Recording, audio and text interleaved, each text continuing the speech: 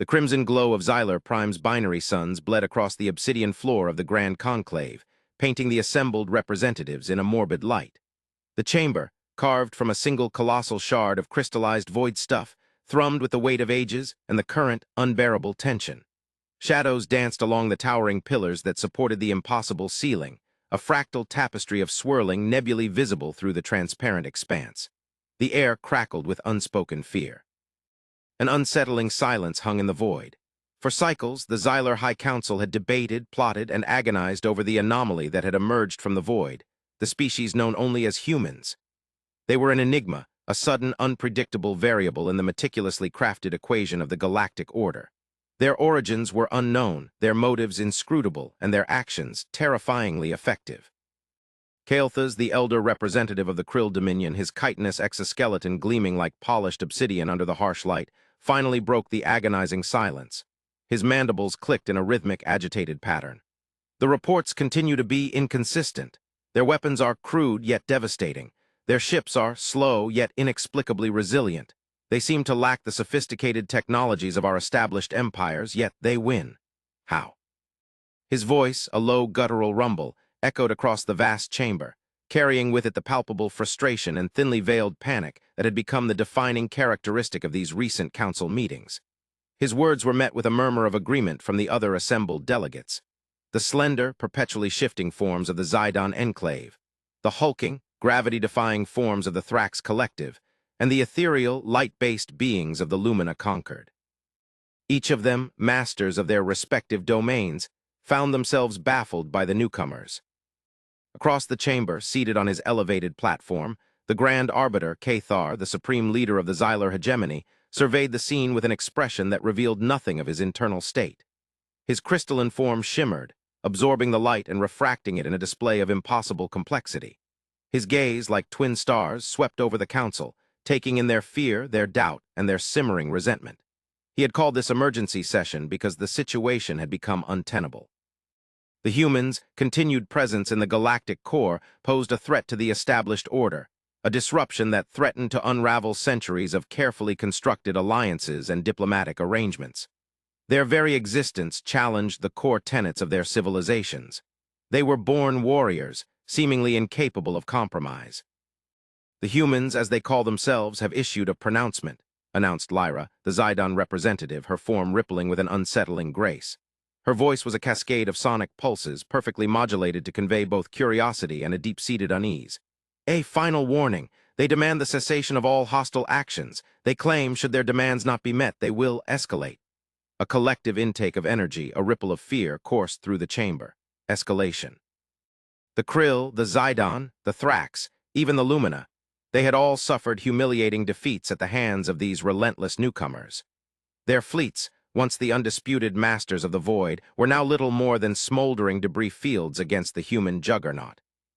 Kael'thas slammed his mandibles together, the sound echoing harshly. Escalate to what? More crude yet effective weaponry, more improbable victories. He spat the words, his contempt barely concealed. He had lost 3 vessels, the pride of the Krill fleet, to the humans. He wanted vengeance, a reckoning. He wanted the humans gone. The information we have suggests something more, replied the Grand Arbiter, his voice a low, resonant hum. Their initial attacks were limited, proportional to the perceived threat. However, in the last cycle, their response to our provocations has been disproportionate. The planet of Xylos Prime, the destruction was total. The mention of the recently lost colony sent another wave of unease through the chamber. Xylos Prime had been a jewel of the hegemony, a strategically vital world. Now it was a rapidly expanding cloud of debris, a testament to the humans' destructive capabilities. The initial encounters had led the Council to underestimate the newcomers.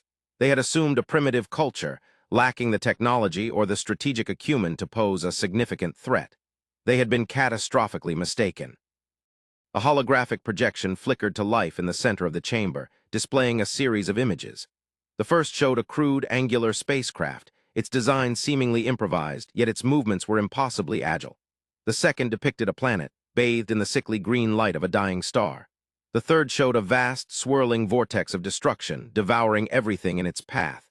And finally, the last displayed a black void. This is the human declaration, the Grand Arbiter stated, his voice devoid of emotion. They claim that they will not hesitate to unleash this weapon on any and all who dare to threaten them. They call it obliteration. A collective gasp swept through the council. Obliteration, the utter annihilation of worlds, of entire star systems. The very concept challenged the fundamental laws of existence. The Thrax collective shifted uneasily, their gravitational fields fluctuating as they grappled with the implications. The lumina shimmered with an almost unbearable brilliance, as if trying to comprehend the darkness.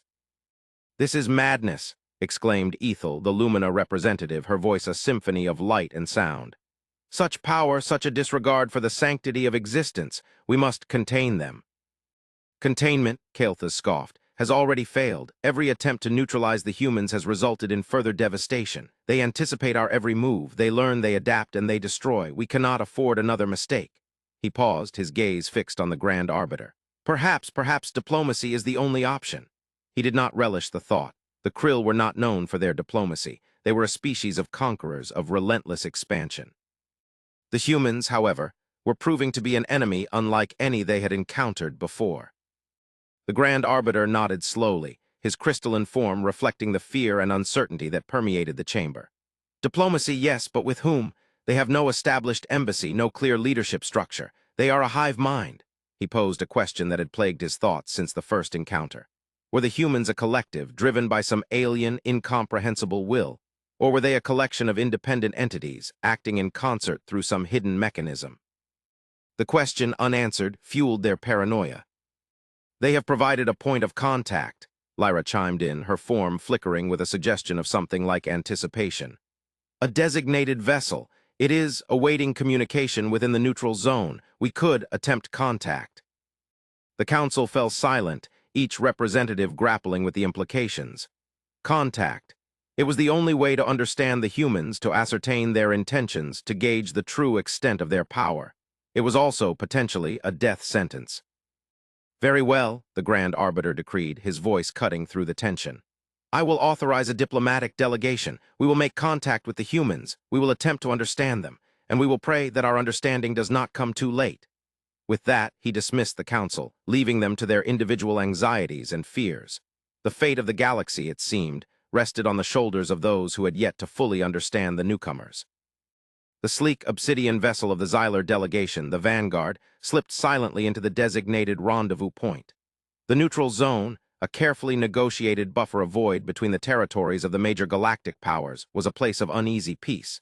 The Vanguard's captain, Valthar, a seasoned veteran of countless engagements, felt the familiar prickle of apprehension. He had observed the humans' destructive capabilities firsthand. He had seen the devastation they could unleash.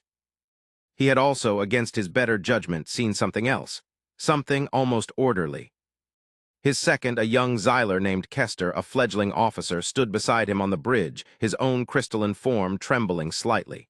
"Readings are clear, Captain," he reported, his voice tight. "No immediate threats, but the human vessel remains stationary." Valthar nodded. The human vessel, a grotesque parody of elegance, was positioned at the predetermined coordinates. It was a vessel of angular design, covered in harsh lines and seemingly unrefined construction. It was, quite frankly, ugly. Yet it exuded a sense of latent power, a sense that belied the vessel's exterior. "Prepare the communication array," Valthar ordered, his voice steady. "Initiate first contact protocols and be ready for anything." The crew, a mix of seasoned veterans and nervous cadets, moved with practiced efficiency, their movements a testament to years of training and experience. The Xylar were a disciplined race, accustomed to the rigid structure of their society. They adhered to protocol. They understood the importance of order, whether the humans did remain to be seen. The communication screen flickered to life, displaying a static-filled image. After several agonizing moments, the static resolved and an image appeared. The image depicted a room, sterile and functional. It was clearly the bridge of the human vessel, the Dauntless. The beings on the screen were humans. They were different. They were bipedal with soft, fleshy bodies and limbs. Their skin came in various shades, ranging from pale to dark. Their heads were round, housing large eyes and prominent noses. They were, in the eyes of the Xylar, undeniably flawed. A human stepped forward, approaching the view screen. He was a male, tall and muscular, with short, dark hair and a determined expression. His eyes, the color of a stormy sky, scanned the Xylar bridge with an unnerving intensity. He wore a simple, functional uniform, He did not seem to be adorned with any decorations. He did not seem to fear anything. "Greetings," the human stated, his voice clear and precise. The translator provided a crude approximation of the Xylar language. "We are the crew of the Dauntless. We have been expecting you. My name is Captain Eva Rostova. You may address me as Captain Rostova. You are the Xylar delegation." Valthar felt a jolt of surprise. The humans could communicate. They had prepared for this meeting. They understood the complexities of interstellar diplomacy. He took a steadying breath. "We are Captain Rostova. I am Captain Valthar, leader of this delegation. We come seeking understanding." The human captain nodded slowly, her expression unreadable. "Understanding is something we all seek. However, we have observed your actions. Your hostility is not conducive to such understanding. Your attacks, your aggression, they were not unprovoked. This is Earth's final warning. We came in peace, yet your species have repeatedly violated that peace." Valthar stiffened. He was accustomed to being in control, to being the one issuing pronouncements. He was a captain of the Xylar hegemony. He was not used to being lectured. "We have misunderstandings. We require clarity, your weapons, your power." "Are proportionate," Captain Rostova finished, her voice steady. "To the threat. We did not initiate hostilities. You attacked our ships. You bombarded our planets. We responded in kind." "We were cautious," Valthar countered. "Your arrival was sudden, unforeseen. We sought to understand your intentions." "And you chose to attack," Captain Rostova raised an eyebrow. The gesture, so alien and yet so expressive, took Valthar by surprise. "That is not understanding, that is fear, and fear is a dangerous motivator." There was a moment of silence, the tension radiating from the screen and into the bridge. Valthar had expected aggression, defiance, perhaps even a thinly veiled threat. He had not expected reason. "Tell me, Captain Rostova," Valthar asked, choosing his words carefully. "What is your purpose? Why are you here? What do you seek?" Captain Rostova met his gaze directly.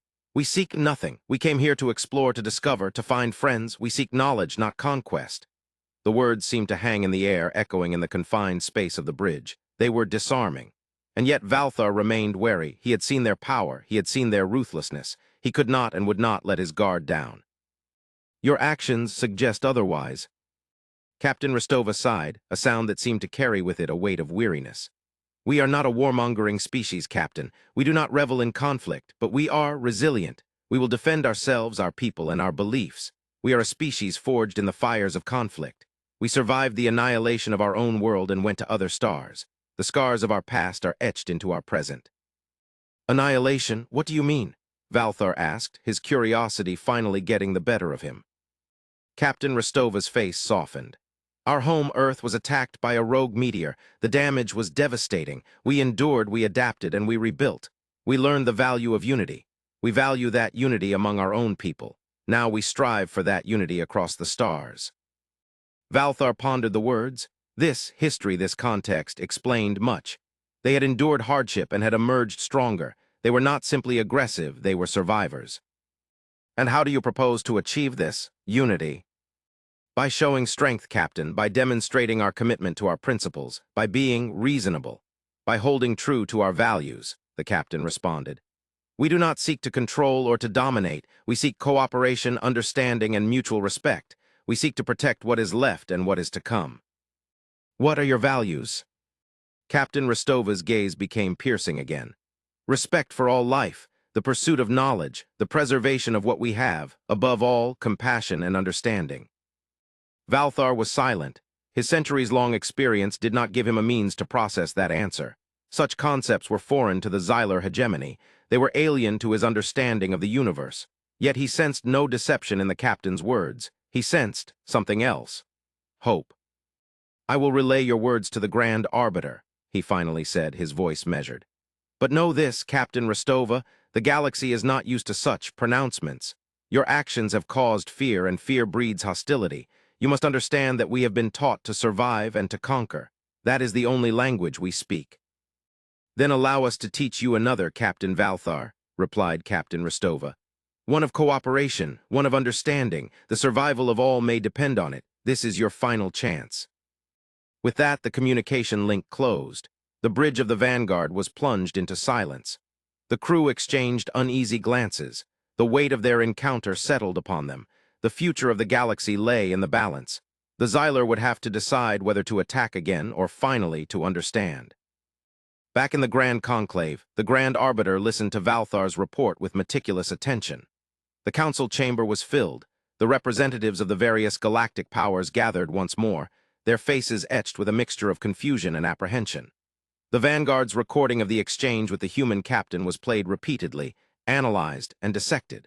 The humans' words, their logic, their unexpected display of reason, created a new level of debate. The Krill, unsurprisingly, remained the most vocal in their opposition. Kael'thas, his mandibles clicking with barely restrained frustration, led the charge. They are playing us, manipulating us. They are attempting to lull us into a false sense of security while they prepare for, what? Total annihilation. This is clearly a strategy of deception. He glared at the holographic image of Captain Rostova, her calm, composed face radiating on the projector in the chamber. The humans are a danger. They are not to be trusted, he reiterated. Ethel, the Lumina representative, responded, her form shimmering with cautious optimism. Their words ring true, Captain Kael'thas. We, the Lumina, have observed their actions closely. Their technology is advanced, yes, but their intent seems focused. We do not detect malice. We do not sense a desire for wanton destruction. She was cautious, pragmatic, and unwilling to disregard the potential for peace. The Grand Arbiter raised his hand, silencing the debate. His crystalline form pulsed with thought as he assessed the situation. He recognized the value of both sides of the argument. He understood the Krill's fear of the unknown and the Lumina's hope for diplomacy. He had reviewed the data repeatedly. He had seen the proof of the humans' destructive potential, but he had also heard their words, and he knew in his heart that their intentions were not malicious. However, trust was a luxury they could not afford to take. We will proceed with caution, the Grand Arbiter finally declared, his voice echoing through the chamber. We will test their claims. We will send a second delegation. This time, however, we will provide them with a challenge. The council members exchanged curious glances. A challenge? What was the Grand Arbiter planning? We will propose a joint venture, the Grand Arbiter continued, his gaze sweeping over the assembled representatives. A project of mutual benefit, a task that will force the humans to demonstrate their true nature. We will provide them with the materials and challenge them to complete a seemingly impossible project. This should show us their strengths and weaknesses. This will reveal their intentions. He paused, letting his words sink in. If they fail, then we will have our answer. But if they succeed, if they rise to the challenge, then we may have found an ally, one that the galaxy will need in the coming days. The council members, after some debate, approved the Grand Arbiter's plan. They prepared for the next step, the fate of all hanging in the balance. The second delegation, led by Valthar, was charged with a seemingly impossible task: to collaborate with the humans on the construction of a warp gate, a device capable of instantaneous travel across vast distances of space. The Xyler had the technology to build the warp gate, but they lacked the resources to do so. The humans, despite their apparent lack of advanced technology, had the resources. They also had the skills. The Vanguard arrived at the agreed-upon location. The Dauntless, as before, was waiting. When the two ships docked, the humans wasted no time getting to work. Captain Rostova greeted Valthar with professional courtesy, her demeanor as calm and composed as before. Welcome back, Captain Valthar. We have been expecting you. We believe our collaboration will change our universe forever. And you are ready for this challenge? Valthar asked. We are, Captain Rostova said. We have already begun the groundwork. Valthar was escorted to the engineering section of the Dauntless. There he witnessed something that he had not expected to find. The humans did not build in secrecy. The crew of the Dauntless, a mix of various humans, moved with a surprising efficiency. Their workspace was organized, clean, and filled with a variety of specialized tools and equipment. They worked with a quiet intensity, focused on their tasks. Each crew member had a specific role. Valthar was not used to such openness. The Xyler were secretive, protective of their technology. Their engineering facilities were highly classified, accessible only to a select few. The Xyler, he said as he observed their methods, are not used to such transparency. We consider it weakness. Captain Rostova smiled, a genuine, warm smile. We have nothing to hide, Captain. We believe in trust. We believe in sharing our knowledge. Knowledge is for everyone. It should not be hoarded or suppressed. Valthar felt a flicker of surprise. This was not the expected response. It will take us some cycles to complete the warp gate. During this time, we welcome any and all assistance from your people. Over the next few months, humans and Xyler worked side by side. At first, the interactions were guarded, filled with suspicion and mistrust. The Xyler, accustomed to a rigid hierarchy, found the humans' egalitarian approach unsettling. The humans, in turn, found the Xyler's hierarchical structure to be overly complex. But as they worked together, the initial walls began to crumble. They began to communicate, to share their experiences, to learn from each other. The Xyler were impressed by the humans' ingenuity, their ability to solve complex problems with surprising ease. The humans, in turn, were fascinated by the Xyler's knowledge of advanced technology and their unique perspective on the universe. Valthar found himself spending more time on the Dauntless, observing the humans at work. He learned of their history, their struggles, their values. He saw their compassion, their empathy, their unwavering commitment to helping others. He witnessed an act of incredible selflessness. A human engineer named Dr. Chen had to stop an energy surge that had threatened the entire construction project.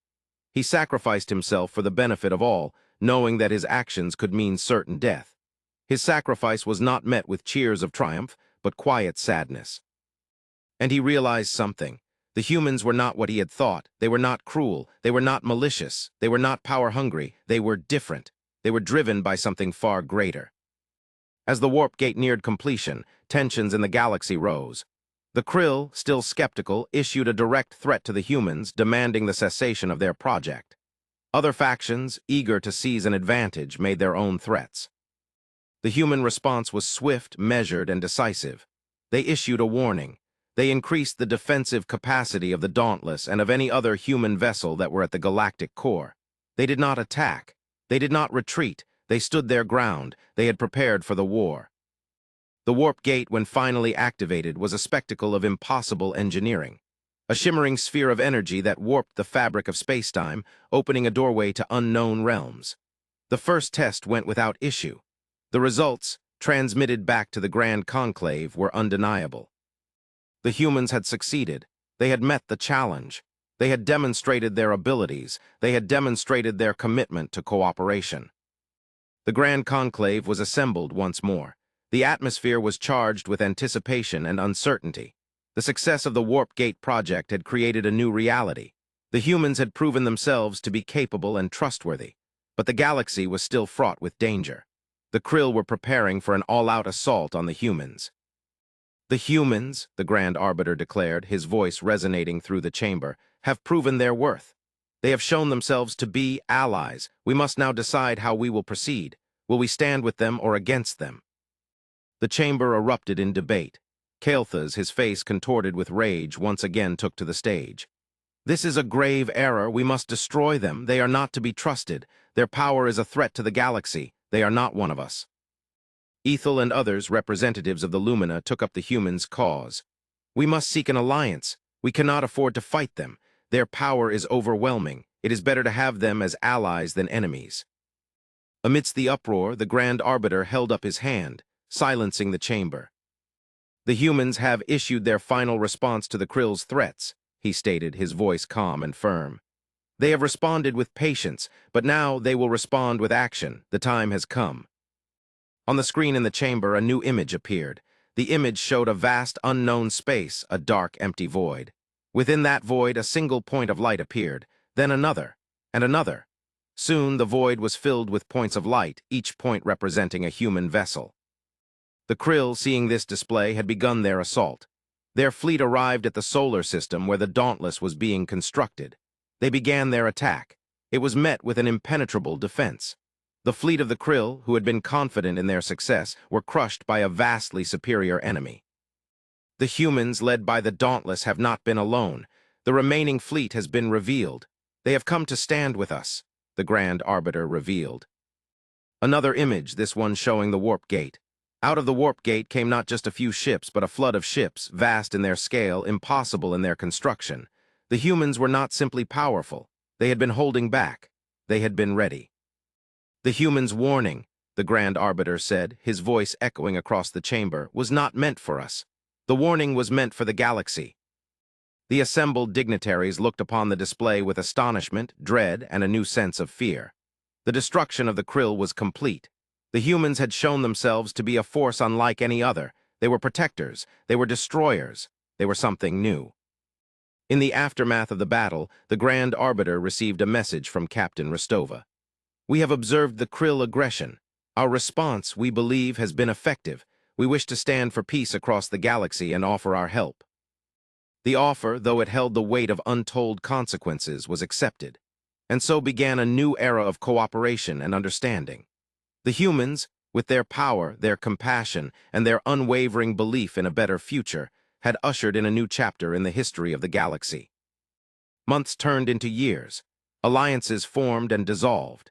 The humans, with their knowledge, their resources, and their commitment to cooperation, were instrumental in shaping the galaxy. Under their guidance, the Xylar, Krill, and others learned to coexist in relative peace. One day, Captain Rostova contacted the Grand Arbiter with a new message. "We have detected something," she said, her voice filled with a hint of foreboding. "An anomaly, a signal. It is ancient, originating from beyond the known galaxy." The signal, upon analysis, proved to be an ancient cry of distress, a signal from a lost race, from a time before the formation of the current galaxy, a signal that spoke of a threat beyond comprehension. This threat, a cosmic force, older than the universe itself, threatening to consume all that existed. This force had lain dormant for millennia but was beginning to stir. The humans, with their advanced technology and their unwavering courage, knew that they had to respond. The fate of the galaxy, the survival of all life, was at stake. The Grand Arbiter looked upon the Galactic Council and made an announcement. We must prepare for war, not against each other, but against a common enemy, a threat that will test us all." And so the galaxy began to prepare. Fleets were mobilized, alliances were strengthened. The humans, with their calm demeanor and their unwavering resolve, took the lead. They shared their technology, their knowledge, and their strategic acumen. They prepared the galaxy for its greatest challenge yet. As the humans prepared their fleet, they built not just ships, but cities, systems, and empires. In the face of a challenge, the humans did not falter. They met the challenge with a relentless intensity that showed how much their beliefs mattered to them. On a distant world, the humans revealed an abandoned megastructure, an ancient relic of a lost civilization, a structure of incredible power. It was one of their most powerful weapons. The final battle began. The threat beyond the galaxy, the ancient evil, had arrived. Their ships swarmed into the galaxy, threatening all life. The human fleet, along with its newfound allies, clashed with the alien swarm. The battle was epic in scale. Ships exploded and planets burned. The fate of the galaxy hung in the balance. The humans fought with a ferocious intensity. They did not fight for glory. They fought to protect those they loved. They fought for the future of the galaxy. In the midst of the battle, Captain Rostova launched a final attack. Her ship, the Dauntless, with its superior power, took the battle to the evil itself. With her sacrifice, the humans sent one of their own to the enemy's homeworld to end the threat forever. Their sacrifice was not in vain. The evil was defeated, the swarm destroyed, and the galaxy saved. The galaxy was forever changed. The humans, with their unique blend of power, compassion, and unwavering resolve, had saved the universe from destruction. They had shown the other species of the galaxy the meaning of unity, understanding, and hope. The war was over. The galaxy could rebuild. In the aftermath, Captain Valthar, looking over the wreckage, turned to the Grand Arbiter. Why did they choose to risk so much for us? Why did they sacrifice so much for strangers?" The Grand Arbiter thought long before answering. "Because," he said at last, "they believe in something greater. They believe in a future where all life can thrive. They believe in the power of unity, and above all, they believe in us." The last image of the story was of the Dauntless. But this time, it was not alone. The Dauntless was surrounded by hundreds of ships, each one representing a different species of the galaxy. The ships had gathered around the void to pay their respects and remember those that they had lost. As the ships of the galaxy gathered at the edge of the void, Captain Rostova spoke a final message. "We have shown you the light. Now it is your turn to shine." And with that, the ships turned towards the unknown. The galaxy was ready to face its new future. The humans had shown them the way.